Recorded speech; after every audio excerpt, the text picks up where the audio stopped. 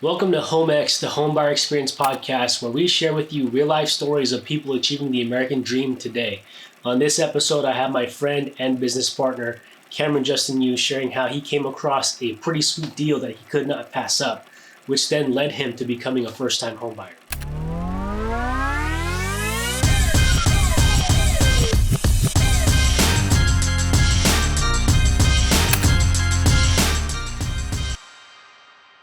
So welcome to the Homebuyer Experience. Obviously, this podcast here, we're going to go over we're going to address how people can become homeowners. Because I truly believe right now that our generation, millennials and Generation Z, we're going through an issue, right? Mm-hmm. The average first-time homebuyer reported by National Association of Realtors went from 33 to 36. Mm-hmm. So we're hitting these milestones a lot later than previous generations, which kind of sucks because when you think about the wealth building opportunity that real estate has, you're delaying that, right? Unlike, most people, you've been able to accomplish something a lot sooner than the average first-time home buyer, right? And I'm just lucky to have you as a friend and also a business partner in real estate, and we're just here just to tell your story. So could you just introduce yourself and what do you do? For sure. Thanks for having me, Sonny. As you know, CJU. Some people call me Cameron Yu. So I've been a San Diego native and always been working in customer service. I've been in the real estate industry since 2019. So this is my fourth year and went full-time in 2021. And I remember speaking with you back in, I think, 2019, just saying, hey, man, I think I'm about getting into real estate. I'm about to get my license. What are some tips and things like that? I'm all in because it probably took me about 2 years of actually not wanting to get in the industry of real estate, just with what I thought it was, and kind of just changed my mindset on how fun the industry can be, how I can do it, how I can design the business, how I want it to be versus, how I may have perceived it before. Sure. And so you've been in real estate for 4 years, right? Yep. And you just recently purchased not too long ago, like a couple months ago. Yep. Right. So, being in the industry for 4 years, what did it take you, or when did you finally decide to pull the trigger? Why did it make sense? Did you have a coming to realization moment? Hey, I need to make this happen now. What was it? Yeah, no, I've always wanted to own a home. Okay. I know the importance of owning a home, and I believe in the product that I sell. And that's the biggest thing is I truly believe in the product. And I think that has helped my sales. And I think that created the limiting belief that I had before, when, kind of telling people to buy a house if I don't own it, what kind of,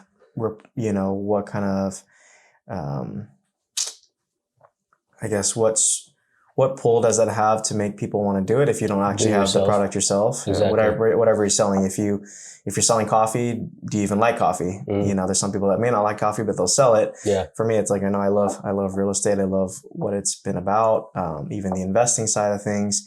And I always knew I was going to get my primary home plus many rentals. And so, getting my first home here after helping about 62 families either buy or sell. And I've always had in the back of my mind to do it. I was in a crossroads when I left my W-2 job to get 1099. I was like, okay, well, do I go ahead and try to buy a house before I leave my W-2 job and go into real estate?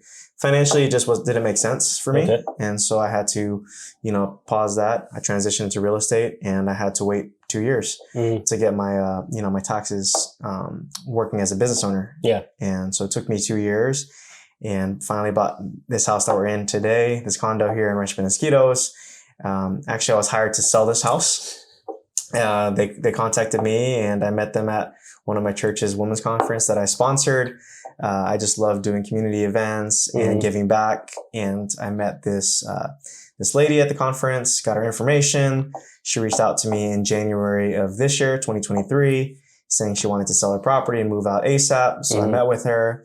And then I did a couple showings. And as I was selling it trying to sell it to other people, it just made me realize, man, this is actually what I'm looking for. Oh, wow. Great location. Okay. Parking is great. Parking is big to me because I love hosting people. And when I look at a lot of condos in all over San Diego, as I've shown other homeowners, there's no parking.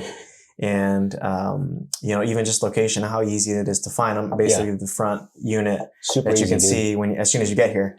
And so those are all things, and I didn't have to do any work here. And I was able to negotiate all my commission basically into the deal where they can still get the profit that they want from the sale. Yeah. And where I have to come in with little down payment, little closing costs, little money in my pocket, based off of the current circumstances. And, here I am. Yeah, that was honestly that the timing of the market at the time, the structure your deal that way was definitely like the perfect time to do that. Yeah. Right. Yeah.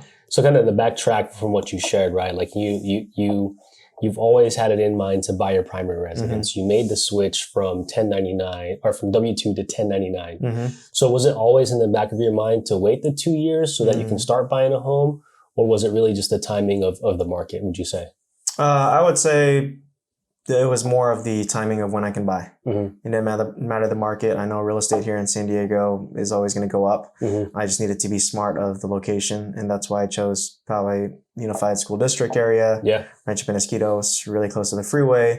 It's all about location. And I believe that location, no matter the market, will always precede, what goes on. And, not too far from where I grew up, Mira Mesa. Exactly. And so kind of full circle moment. My mom actually had her first condo at the complex just above. Oh, no way. And being able to buy my first primary here. That's pretty sick. This is my first one that I'm going to rent out in the future. And already thinking about buying next year. Nice, dude. Yeah. So yeah, I definitely can tell the entrepreneurial mindset there. But I know you also shared me a story like, hey, obviously like you got this listing, you're going to sell it on the market, but you ended, going to a conference and all of a sudden you got the epiphany. Can you talk about that progression? Like what happened there? Yeah, I think for me, I'm always a student of the game, whether it's learning in real estate or investing, tax strategy, business ownership, entrepreneurship. I love going to those type of events. Yeah. And so I went to, his name's Ryan Pineda, went to one of his conferences in Vegas in January 2020. And, as I thought there was someone who was going to offer on this house and they ended up backing out and I'm like, okay, what am I going to do? So backtrack is, and just to preface as well, like the time in that market at that time, like rates had just hit 7%. Yeah, rates had 7%. So buyers were scared. And so listing a home was definitely more challenging at that market. Yeah. Right. So no, it makes sense. Yeah. And the sellers, they wanted just, I knew their bottom line. I knew what they wanted to walk away with. And I just ran the numbers in my head and I was just listening to, tax strategy, owning a property can help with taxes and, not just, I already knew that buying real estate, equity, things like that was a good play. But for me, going to another level in my income, meaning I need to strategize on how I can basically pay less taxes or, really strategize there. So I was like, okay, now's the time. And so when things fell apart back in San Diego and I was in Vegas, they didn't really fall apart. They kind of worked out in my favor. Yeah. I hit you up and I said, hey, Sonny, send me the application. So Let's get it done. Yeah, I got pre-approved in Vegas, submitted an offer as soon as I got back. They accepted it. They actually gave me a better deal than what I offered. Nice. And, so I was supposed to come out of pocket about $35,000 with my down payment and closing costs, all in all. And out of pocket, I paid $12,000. That's a sweet deal. And I'm saving about $500 a month on my monthly payment. Yeah. And just to add, results not typical. That's definitely dependent on the market, but depending on the listing, you definitely can structure deals that way, especially when you work with a professional like CJ. Yeah. Right. Yeah. So I locked in a 5.625, closed February of 2023. And, I did a buy down temporary rate and my goal is to refinance here when interest rates do switch. And if not, at the end of the day, I'm still at a better interest rate than today's current market. Exactly. Right?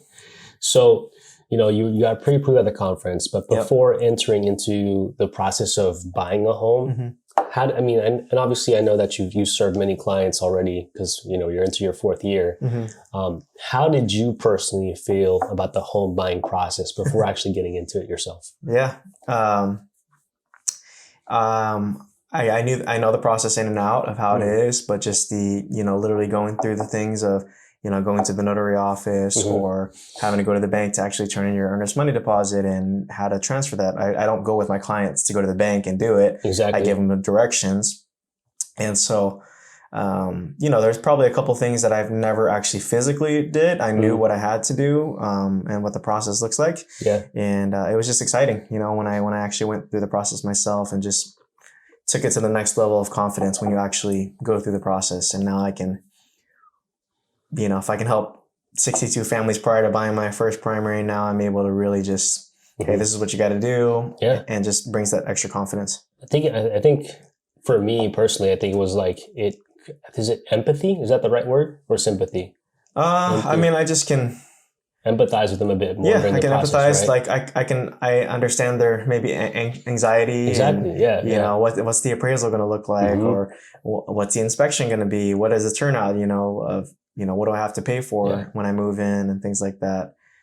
I can feel. No, I felt like that's what it did for me too. Like, my wife and I, we bought into Temecula. I feel like now in speaking with clients, I feel like there's more feeling and weight in our words. Oh yeah. When handling clients, because we went through it ourselves, right? So once again, being a product of your product. Yes. You know what I mean? Yeah. Practicing what you preach. Like here we are, we're talking about real estate. We believe in real estate. We want to build an investment portfolio and whatnot. But when you ask like a realtor or lender if they're owning or renting, you'd be surprised on how many are actually renting. Yeah. Right? Yeah. So that makes sense 100%. So now going through the process, how has that changed now in retrospect and thinking about the process now becoming a homeowner? Yeah, I just can't wait to buy the next one.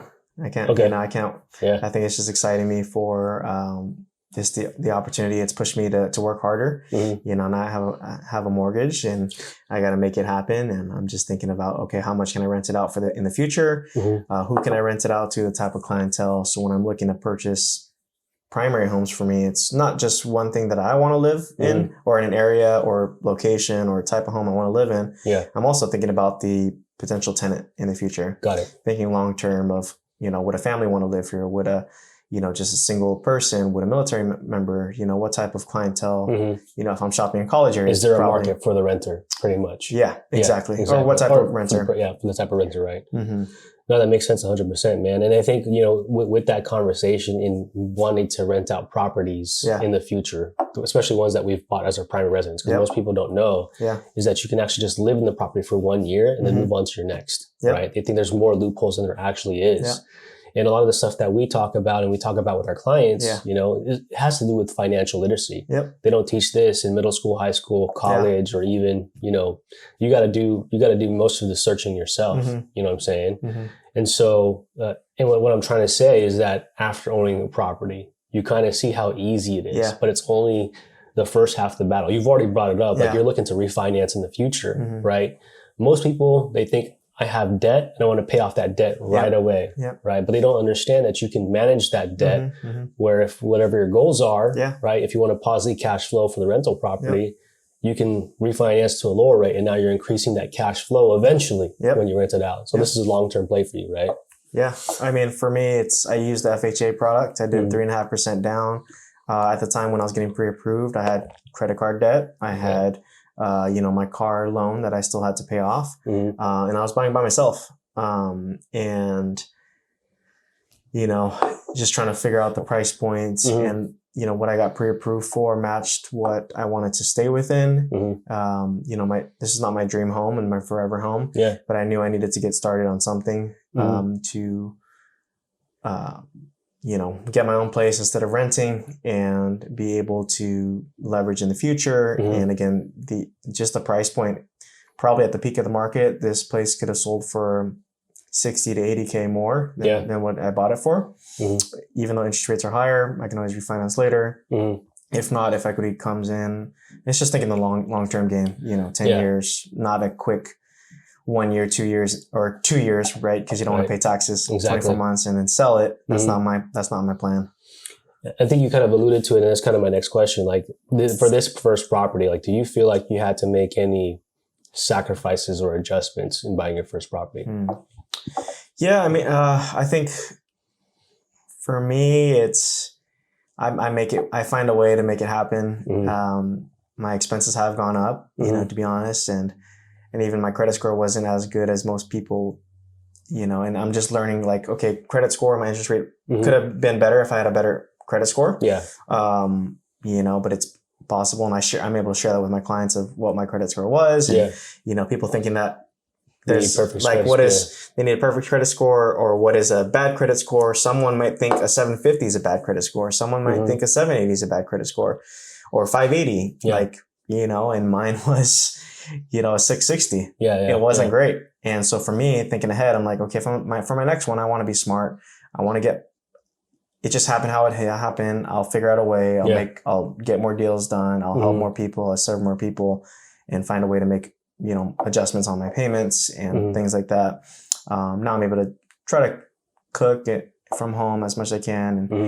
And, but moving forward, when I buy my next property, I want to have my credit score better so I can get a better interest rate.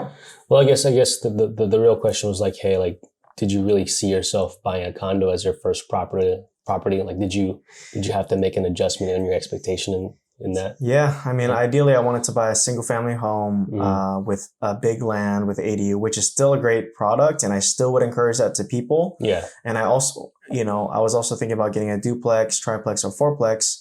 Oh yeah. I remember running those numbers for you. Right. So I was just like, yeah, no, it's a great idea. It's a great idea, but you also have to be prepared, worst case scenario, for that monthly payment if renters aren't in there, being a landlord. And I'm like, okay. And I preach that to people to do it, but I always caution them. I say, hey, it's a great product. You can go 3.5% down, but you got to look at your mortgage. Yeah. You got to look at what you can rent it for, and what do you have to pay out of pocket at the end of the day. For example, if the mortgage for a 4-unit is like 10 grand and your rents for each unit, you live in one, and the rent for, each of them is like, 1,500, you're going to be out of pocket, that's 45. You're going to have to be out of pocket almost $5,500 to live in one unit. Yeah. Yeah. I'm just kind of throwing out random numbers of where you actually have to pay more. Ideally, you'd want to pay less or be compensated, but the market's not matching for most situations of the rent. It's not catching up. Yeah. Right. With interest rates going up, a lot of investors aren't cash flowing right now. There's different strategies you could talk about why people are still buying for tax advantages, things like that. They don't really care about the cash flow. But there's major risks. So for me, I'm like, okay, that's it's a huge risk. Huge risk. If I could do it all over again, I probably would still lean that way. This one just kind of made sense because the opportunity is right there. The opportunity is right there. And I could still do that in the future, right? I can refinance and go to conventional here. I can go FHA and then do that for a multi-unit in the future. Exactly. Yeah. I can still do it. No, that makes sense 100%, right? And I think that's the main point, right? Because I feel like even myself, when we first bought our home, like, when we grew up with our family in Mira Mesa, single family detached home, like, when you think about buying a home, that was like the picture, right?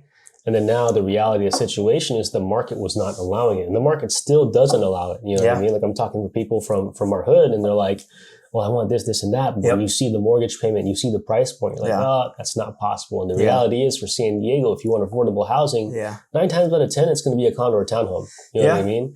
Or you're going to have to move to a more affordable area, or you're going to have to be okay with a smaller space, right? And so there's that mitigation of expectation that I feel like everyone goes through. Yeah. And I think for some people, it might scare them away. And for those people, I think they have to understand, like, hey, you're not the only one that goes through it, right? You had to make concessions. We had to make concessions. Christina and I are now in Temecula. Like, if you asked me 5 years ago, I was like, no, hell no. I don't want to live in Temecula. Yeah. Now we love it, you know, and we don't regret it ever. Before buying real estate, what were your real estate goals before getting your first property? Real estate goals was, being able to help. I had goals every year when I first started of like how many families I want to help out. Going from 6 deals in 2020 part-time. I meant personal real estate goals. Personal real estate goals. It was always to buy a primary, and then my goal was to get 10. My goal is was to get 10 doors, and to help me once they're free and clear, to give me the cash flow that I needed to get by based off my living expenses. Yeah. And that may change, but that was kind of my initial goals before buying real estate. And now buying real estate, has that changed at all as far as getting 10 doors under your belt? Yeah, I think it's just more of timing of how fast I can do it has changed. I think it's there's other ways to do it, creative ways, and not just long-term rentals. There's Airbnb, which is, there's only a limited amount of licenses that are out there. Yeah. Multi-units, and I'm even thinking of investing out of state. Sure. And thinking about areas like that. For me, it's kind of a twofold of, do I want, I want cash flow. Mm-hmm.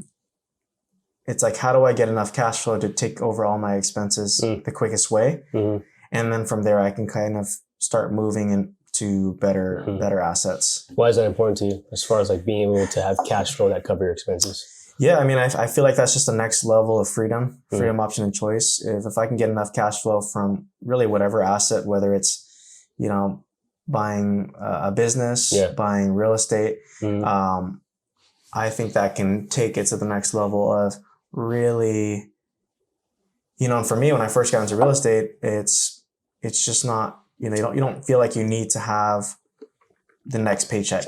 Yeah. Chase after that. You don't have to chase after the next deal. Mm-hmm. You have that freedom, option, and choice to work or travel. And that's really, or serve in my church. And that's what I want to do anyways, and still grind. So that's why my goal is to just be able to get enough cash flow to pay all my expenses. Just have freedom of choice. Mm-hmm. Yeah. Where do you feel like that comes from, man? Like, because obviously, like most people, right? Like their goal might not be freedom. It might just be, making X amount of dollars, or to be at a certain point in life, to get the Lamborghini, to get the mansion or whatever, right? Where do you feel like that goal comes from? Why is that important to you? I just think it's just, for me, I care about family and relationships. And if I can get to a place where I could spend more time and doing the things that I love. Yeah. I mean, I love what I'm doing right now, but to have that option of like, if I want to go on vacation or take my family on vacation and not need to work and get it done and not be kind of in that rat race. I mean, for me, it's getting out of the rat race to encourage other people, to be a forefront leader in my family, breaking that generational curse of like having to just work for that active paycheck, work till you're 65, 70, the status quo. And I feel like it keeps getting older and older for retirement age. It's probably going to be 100 by the time for our generation for retirement. Yeah. Right. So it's, how do and for me, it's not about the retirement. It's about really being able to do more things beyond just this just business. not to have money influence your decisions. Correct. Right? Yeah. No, because I totally just resonate with that 100%. Like when I first got into business and sales, it was like, I want to be able to travel to these nice places with my family. Yeah. Right. Yeah. And essentially, we're just talking about freedom. Yeah. And I really don't know personally for me, like where that stems from, but it was just like a desire within. It's like, okay, how can I do that? And we've kind of found our groove on how to do that. And then you have your plan with like, getting 10 doors and getting residual income, right? So it makes sense. But you kind of hit, man, as far, go ahead. Just to, like, I mean, one of the things, not just with more time with my current family and my future family and my wife, future wife, but just to be able, I mean, my heart is serving in my church community and doing a lot more community nonprofit type of events. Yeah. And so if I can do that without having, I don't want the church to pay me. Sure. And so, but I want to spend more time there. Yeah. That's, my faith is a big part of my life. And so being able to serve, in the church and it's just also changed my perspective of like, no, this business is my ministry too, but I want to help out other entrepreneurs get to the next level. That's what brings me a lot of just excitement is, this is a great, cash business where I can make good cash and money. But at the end of the day, what is the real purpose is I want to help and bring up the next generation of entrepreneurs and help them, guide them, teach them, build them up. And that brings me more joy than the paycheck. Yeah. And once again, like you can't teach that until you're a product of yourself, right? Like how can you teach something that you don't know? Exactly. You know what I mean? So lastly, man, I mean, to cap it off, dude, and thank you so much for your time today. Like what tips would you give people that are kind of afraid to step into homeownership, that think that it's out of reach or just wanting to buy, like through your experience? What kind of takeaways can you give them? Yeah, I would say kind of the first thing that came out is like closed mouths don't get fed in regards to like if you want to make moves in your life, if you want to own a house, you have to open up your mouth and speak and talk to someone about it. Yeah. Talk to someone, like talk to a real estate professional, talk to someone that's doing it, has done it, that has experience, whether a lender that handles the financial side or a team of a lender and a realtor. Just to have that conversation. I think a lot of people fear of if they talk to a realtor or lender, they have to buy or sell that day or the next day, or they feel like they need to wait until they're ready. Yeah. But it's like, no, I think the first step to even getting ready is talking to us so that we can create a roadmap. And I tell that to every single one of my clients. Yeah. Some people think they can't buy for a year or 2 years, and they actually can buy in a month or 2 months. Yeah. Some people think they can buy now, and unfortunately, after talking with us, it takes them a year or 2 years. Exactly. And I'd rather have them talk to us now to get the right game plan, because if they talk to us and they think in their mind as a year from now, and they talk to us a year from now, and we do the assessment, and they're like, you know what, you probably should have been doing this in the year. You're gonna have to wait another year. You're gonna have to wait another 2 years. You're prolonging it again. You're prolonging it. So it's just thinking, take away the stigma when you talk to a realtor or lender that, I mean, some people might try to poach you and just make you buy or sell now. Like for us, it's no obligation, just opportunity. You and I, we always create a roadmap for people. We go on their timeline. Yeah. We're here for the long game. We're here to serve and educate. We're not here to, if people aren't buying and selling the next day. Sometimes that does happen. Yeah. But majority of the people, we create that roadmap for them. We give them the vision. And I mean, that's biblical. Without vision, the people perish. And if you don't have a vision for home ownership and how to get there and the tools, you're going to perish. And in a sense of like, you're going to be paying rent for X amount of more years than you want to. Exactly. Or your dreams are going to be extended. So if you can talk to us sooner, the better. And I think to add to that too as well, the caveat to that, right, is having the discernment to understand like, okay, who are you dealing with, right? Yep. Like when people are dealing with us, like they can tell like we're trying to serve, we're trying to teach and trying to educate, and face it, some of our industry isn't like that. No. They just want to make a paycheck because they need to feed, they need to make it right now. Right. And so I think that would be like the additive tip is like, hey, understand who you're dealing with. If at all you start to smell commission breath, run away. Find someone either ourselves or like ourselves to get educated on being homeowners, you know? Well, dude, appreciate your time, man. Appreciate you, brother. Good chat. Yeah. Cheers. Thank you, brother.